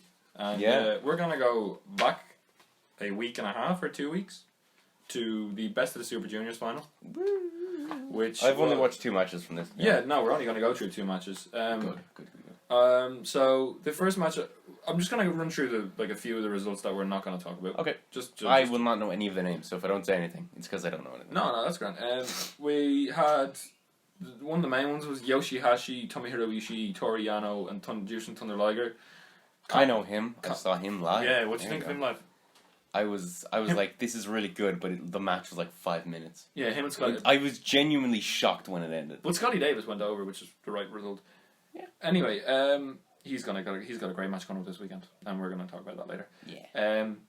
So basically, they defeated Zack Sabre Jr., Taichi, Yoshinobu Kanemaru, and Minoru Suzuki, and Dookie of Suzuki-gun. Dookie. Yeah, he's a new guy. He's not great. Liger and Suzuki are basically in a storyline. Because Liger's retiring at the end of the year. He's retiring. He's retiring to Wrestle Kingdom, and his final opponent looks like it's going to be Suzuki. They're going to have a really long feud. That would be a good match, wouldn't it? They were beating the crap out of each other all around the place. They kind of have their storylines intertwined in each other. And Is that the type of match where people are like, that would be an amazing last match, or are people a bit like, he should have someone a bit better? it's the right opponent, not Suzuki. It's right, but okay. Good. They're gonna have a really hard hitting brawl.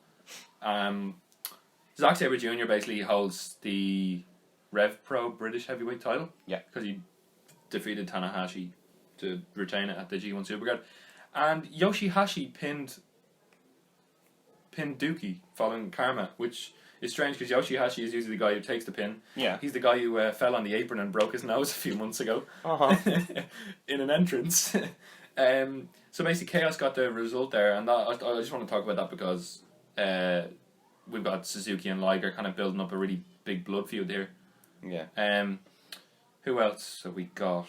Marty Skrull and Brody King were teasing a new member of Villain Enterprises. I'm assuming they're going to go to AEW.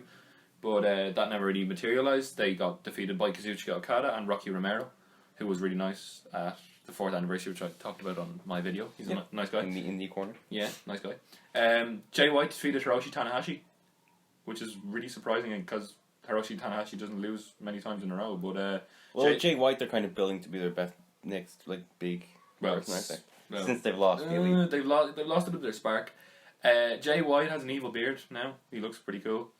He cheats to win, which protects Tanahashi. Tanahashi just came back from surgery, so Jay White targeted that. And now we're going to get on to John Moxley and Juice Robinson for the I did watch this IWGP match. US title. This And he was won. pretty impressive. First of all, the entrance. Do you like it? Moxley's? Yeah. Yeah, they're alright. It's nice. Like, I didn't mind. Yeah. They had a really, really good brawl. He bit Juice in the head. Yeah, I did. And he started elbowing him and cut him open. Kind of like a Randy Orton SummerSlam kind of thing. Yeah. Um, Except that was really shocking. yeah, that was like a shoot. This was more just hit me really hard. I love Juice Robinson. He's so funny. I'm gonna get on to what he said at the Dominion show. Yeah. It's quite funny. He just like swears a lot and is like it's against New Japan. Yeah. He's just like fuck. Yeah, he just keeps saying fuck really loud into the microphone. And this is a really big WWE kick in the teeth match because Juice Robinson slipped through their fingers, and How so? he was CJ Parker. CJ Parker is Juice Oh my Robinson. gosh. Yep. He was squashed by Kevin Owens in his debut match. No, I remember watching that and Yep. being like, CJ Parker guy seems alright. Yeah. He was in an NXT I watched And last week. he left to go to New Japan. And New Japan offered Juice Robinson or CJ Parker, you can go straight. We're going to bring you up straight to the. And he said, no, I want to go through the dojo system. He said, I want to go through the dojo system. I want to train. I want to build my way up. And to have these matches like this, he deserves them. That's insane. Because I was thinking about CJ Parker. I was like, whatever happened to him? I Yeah. remember him in NXT. Yeah, Juice's promo afterwards. Huh. Backstage, he's just like, sorry guys. He's just like, Maybe close the window. he's just like, yeah, you beat the fuck out of me, but I'm gonna be back so I can set up another match soon. They're gonna have a match in the G1. That's gonna be good too. Yeah, great debut for Moxley, and he's the champion there, so he'll keep that for a while. And Well, he'll lose it before AEW, right? yeah, but He's because the done thing is, exclusively. in the G1, he will lose matches, and when you beat, according to Corey Graves, when you beat the champion, you get their title. Moxie could make it to the So whoever beats Moxley is going to be lying. So we're going to kind of get a indication of who's going to win the title by who wins against Moxley in the G1. Yeah.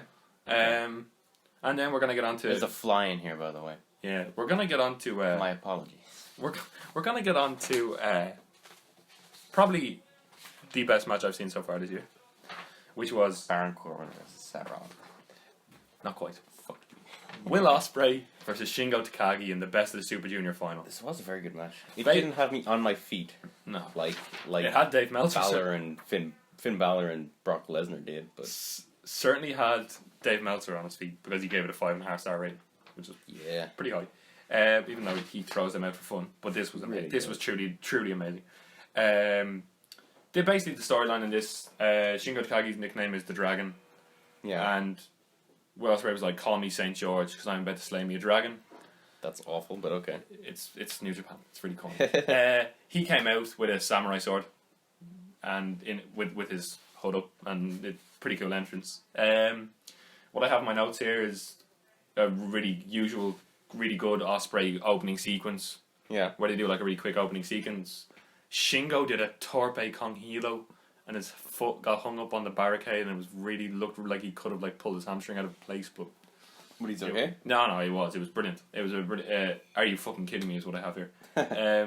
Will is the best worker in the world. He just lands everything. He seems to be on an amazing streak recently. Yeah, there was a stat in the last like 2.5 weeks. He's like been in the ring for 5 hours. Fuck. Yeah. That's Ospreay hits a high angle, like these power bombs that they do. Just land on her neck, yeah. and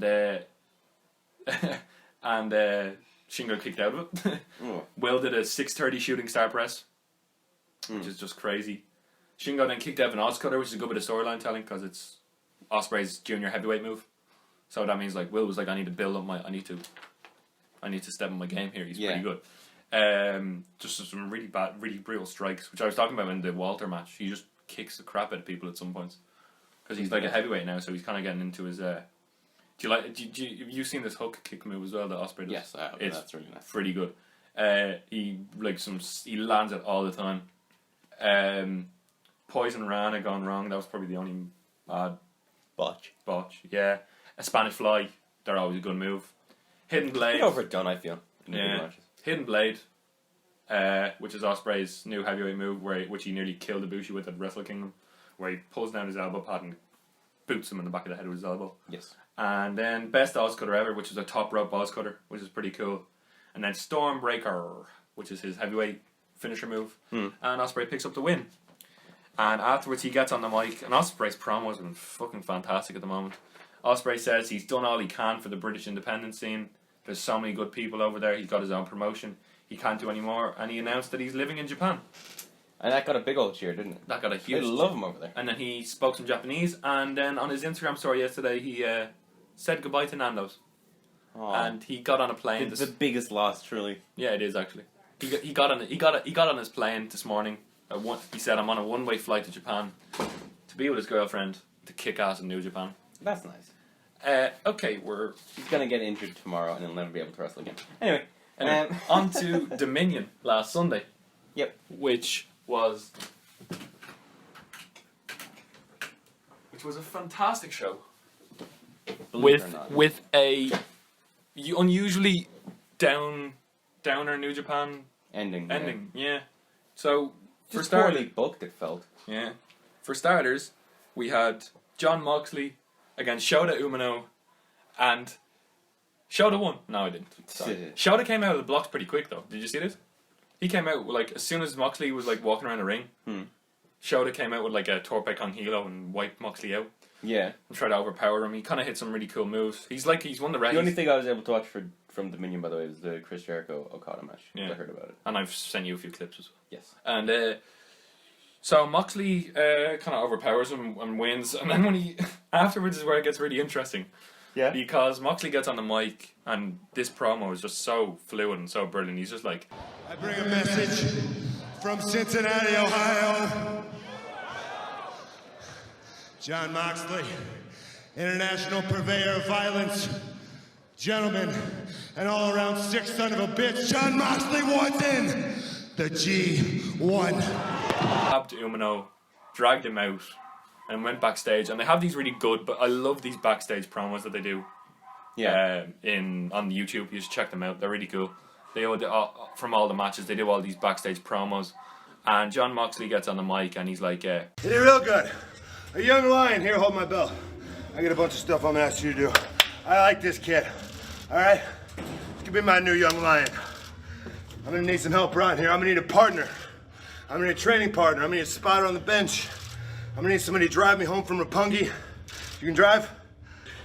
He can drive. So this is my new boy right here. And I think tonight I made my intentions clear.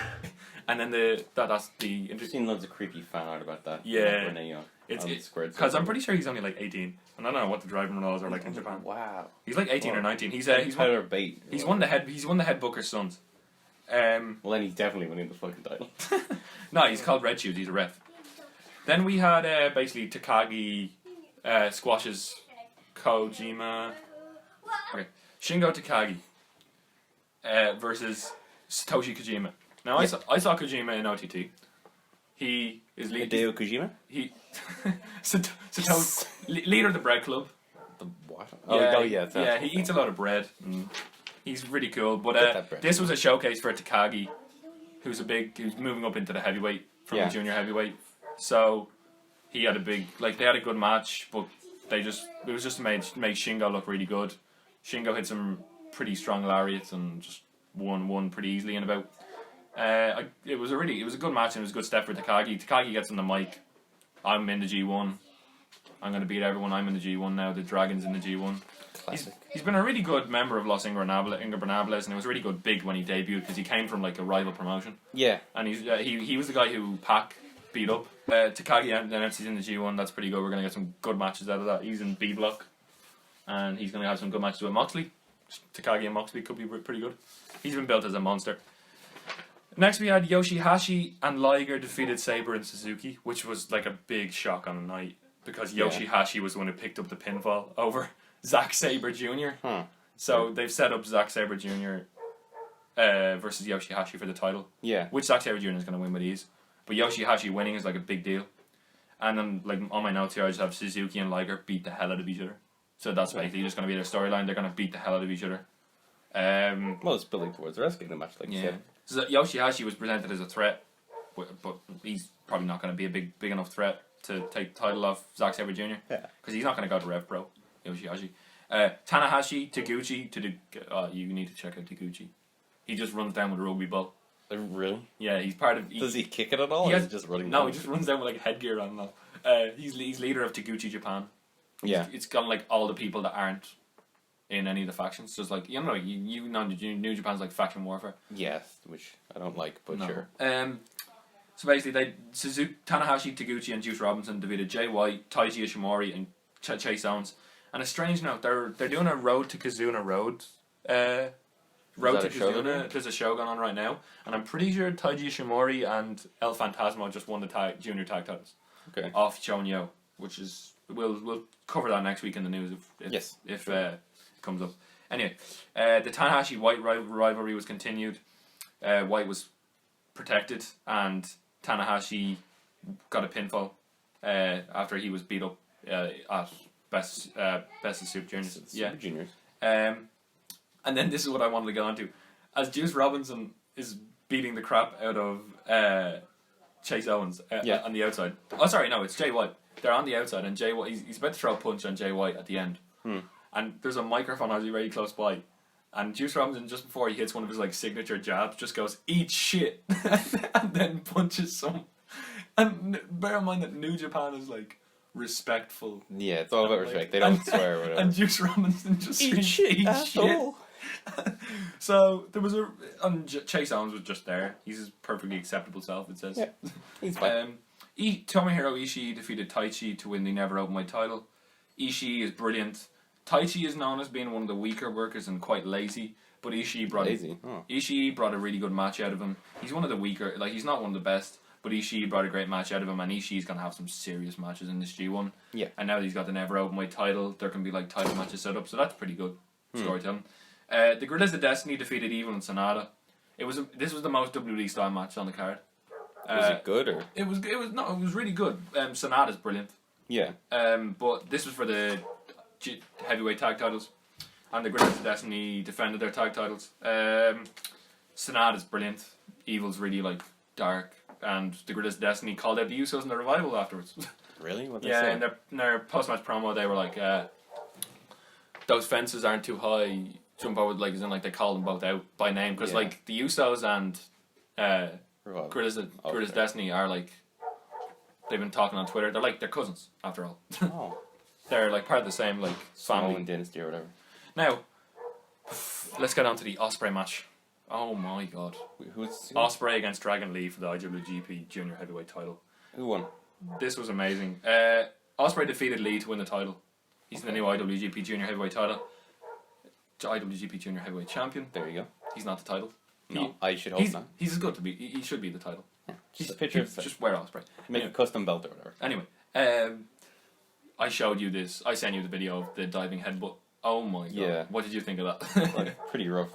Like he had basically Lee had Ospreay perched on a announce table, and Lee just went out and did a diving headbutt, and they both went flying. Ospreay, it was another 5-star match. Ospreay just lands on his feet all the time. Shooting star presses, near falls, super Oz cutter, Stormbreaker, and Ospreay wins. standard Ospreay stuff. Ospreay, Standard 5-star from Ospreay. Ospreay is a top 10 wrestler on the planet. Yeah, right now. He's showcased himself to be unbelievable. His promos are great. Him living in Japan is obviously good for hopefully him. it's working. And he's the next Kenny Omega. He's gonna be built up to win something big soon. Seems like he is. Yeah, Yeah. Now they have that massive vacuum of people in New Japan. And I can't wait to see more because Ospreay is my favourite wrestler if you haven't already noticed. And now we get on to the most controversial match on the card, which was Okada and Jericho, the only one I watched. So. we have What? the neck breaker match. I Tetsuya watched some of Naito this. against Kota Ibushi. Now I've been talking way too much. So what do you think of this? Not fun to watch at all. This is. Dave There's Meltzer. a line of like Yeah. being like risky maneuvers in favor of like how entertaining it is, and I think they crossed it. Yeah, the flashpoint in this was basically when they're on the apron and they're doing their kind of like strike exchange, which is fine. Yeah. And Naito goes for a German suplex on the apron, And normally this is like a move that you commonly see. I mean, we saw a Canadian destroyer on the apron at Double or Nothing. Yeah. But What was supposed to happen is Ibushi was supposed to land on the flat of his back. No, he was supposed to land on his feet. Oh, he wasn't supposed to hit the okay. apron at all. Okay, so you're supposed, but for whatever reason, It's like botched. things go wrong, and Naito throws him, and they're both falling off the apron. Doesn't bring him far enough to the No, side. but Ibushi's head clips the apron, and it looks. Really if you hard. see the GIF, it just looks really, really rough. And straight afterwards, they go to the top rope, and Naito hits a reverse Frankensteiner and lands Ibushi right in his head, Yeah. and it was a 2 count. Yeah. It's It's uncomfortable watching at that point when you realize like Yeah. what could happen, especially seeing like stuff that's happened in the past. yeah, like New With Japan. concussions, like Chris Benoit, for example. Yeah, who's that? Oh jeez. New We got Japan. Vince McMahon over here. New Japan do like great matches, and this otherwise was a fantastic match because they're both brilliant. But this was it just didn't seem like logical that he would kick out. I know New Japan are really hard hitting style. Anyway, Naito won the IWGP Intercontinental title with a Destino. And I think Ibushi said he was disappointed in the reaction from it. Yeah, Kevin Kelly, you know the commentator? Yeah. He's pretty cool. His call of the Destino's pretty interesting, where he screams Destino. And He's up there with Mauro Ranallo as a play-by-play commentator. It's very Yeah. good. Him and Don Marinell. Don Marinell is commentating for NJPW's Southern Showdown show. Big OTT shout out there. That was, and Dave Meltzer obviously rated it between 0 and between like -3. -3 and 5 because it was just like he didn't really want to Could give have it a been either rating. And Brian Alvarez called it disgusting. It wasn't fun to watch. at It all. wasn't. No, well, no, I don't really. Anyway, Ibushi is brilliant. He's gonna have some really good G1 matches. I just hope he stays alive. And Naito's going for this double championship is basically what the story is. Ibushi is great. They gave it an A. Like I've my notes from Bleacher Report here, and they gave it an A+. It just depends on the angle you look at it It from. depends on what kind of a wrestling fan you are. If Yeah. you're a WWE fan, you're gonna obviously attack this, and you're gonna say like, this is why you're safe, and this is why you do these. Well, I kind of- don't mind risky maneuvers, but if it's you overdo it like in this match and it goes wrong, you kind of realize. But it puts it into perspective, you know. And now we get on to our main event of Chris Jericho versus Kazuchika Okada for the IWGP. The first Heavyweight Okada match I championship. haven't even enjoyed. No, this wasn't. This was like I don't know what I printed these off Bleacher Report, Yeah. and they've given this an A+, which is just so fucking off. I don't know. I think reviewers sometimes, when it's something like an Okada match where he's consistently loving it, even if you don't actually like it, you can be like, well, maybe I'm wrong and don't want to be embarrassing. I'll just give it an A. So basically, Jericho's kind of adapted his character to whoever his opponent is. Yeah. So Well, it's kind of the same thing every He time, would- isn't it? Like he'll grab the cameraman, he'll give yeah, the this is finger what to they the were audience. saying. Yeah, this is kind of getting a bit old now. It's kind of getting like you were saying last week. You're kind of bored of Chris Jericho. Yeah. And I'm ahead of the curve by a week. I'm kind of I did it. I'm kind of agreeing with you now. And 'Cause it is like, a bit dull. he was the omega to he was the alpha to the omega. Yeah. He was the painmaker to the rainmaker. And we'll talk about his storylines going forward afterwards. But the finish is just weird because Okada won with a roll up, which just doesn't really make him look great.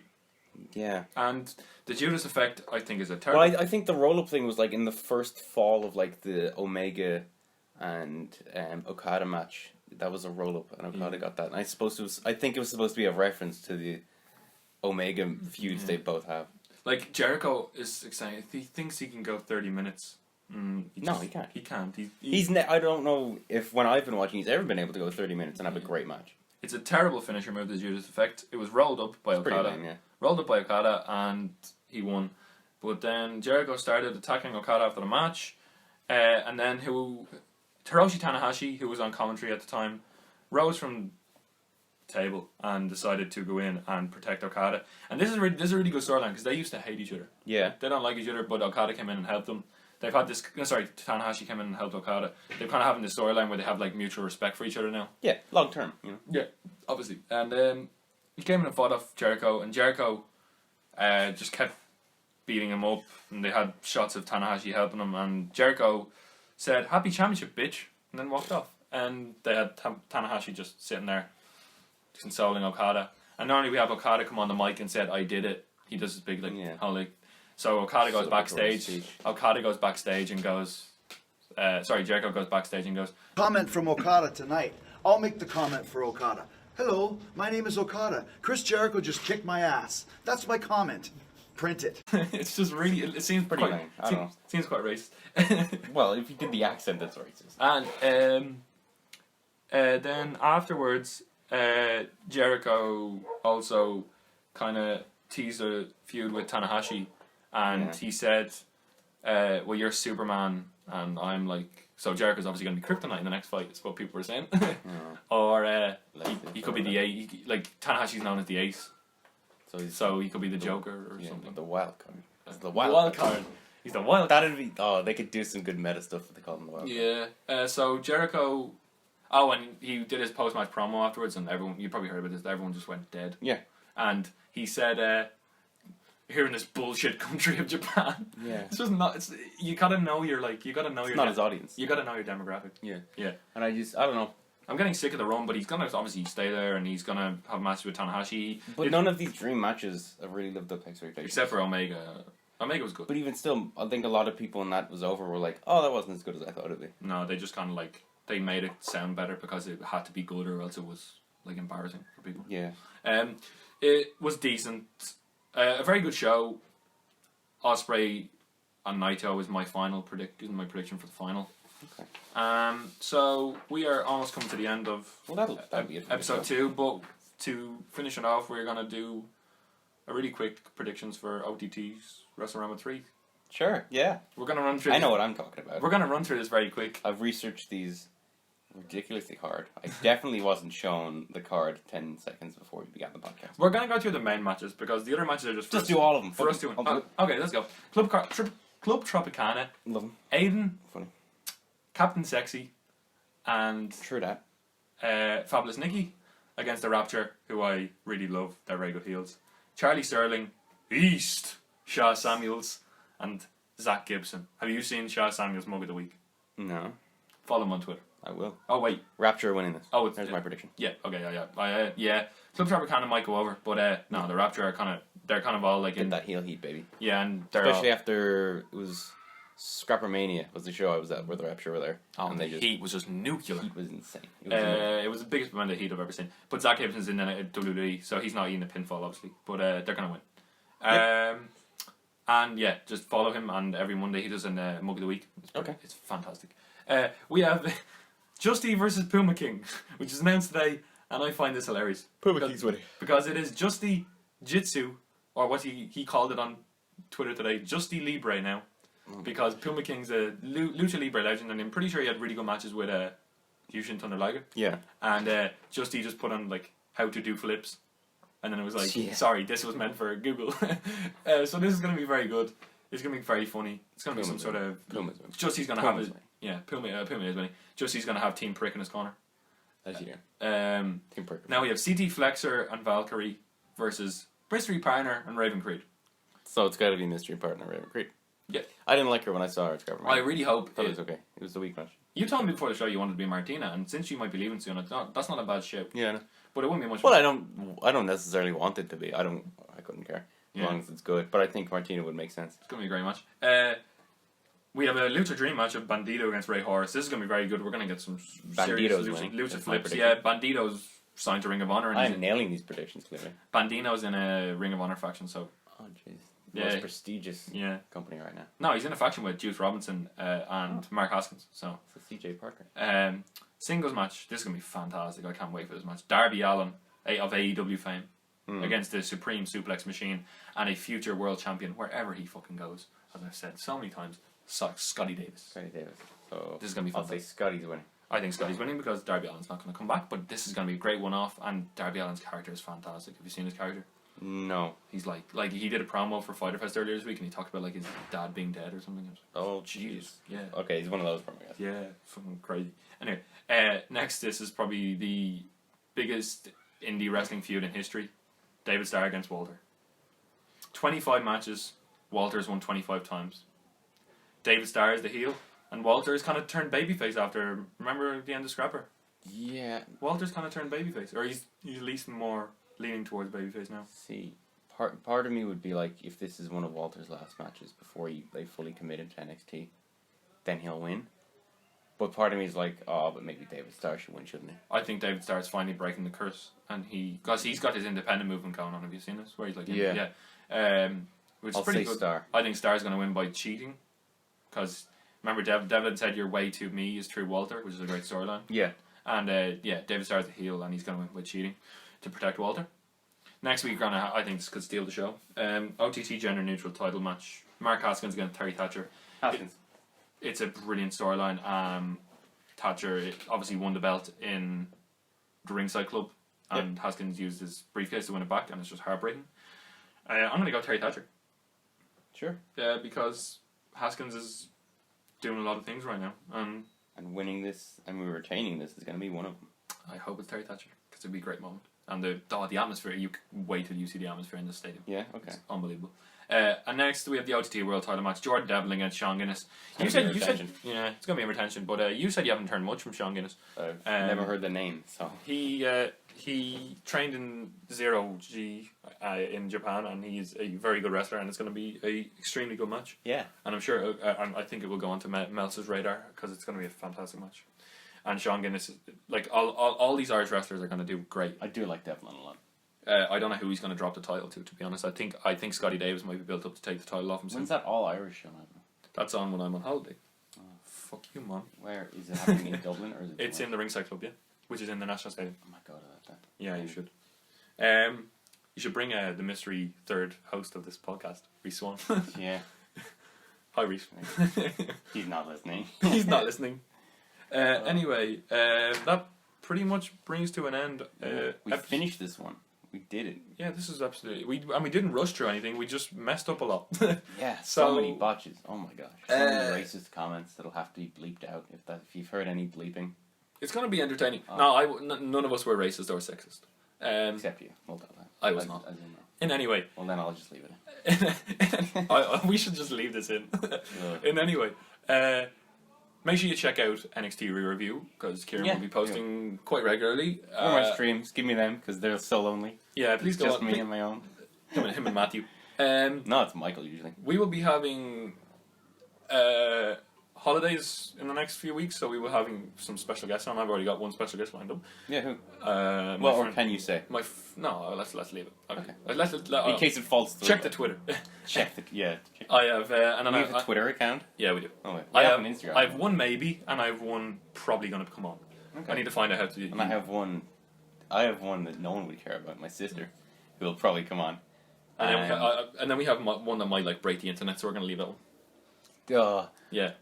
A friend of mine. I'm not gonna like. you don't know him. He has If you a- don't know me, you don't know. He has by the way, Kieran. Just so you know what we're talking about, Kieran has a friend that has gotten into WWE in the last few months, and Kieran's going to see how if he agrees to a match. if he agrees, obviously agrees to a match. Jesus Christ, you're Match? You What? just said That's- you okay. just said if he agrees to a If match. he agrees to come on, I meant.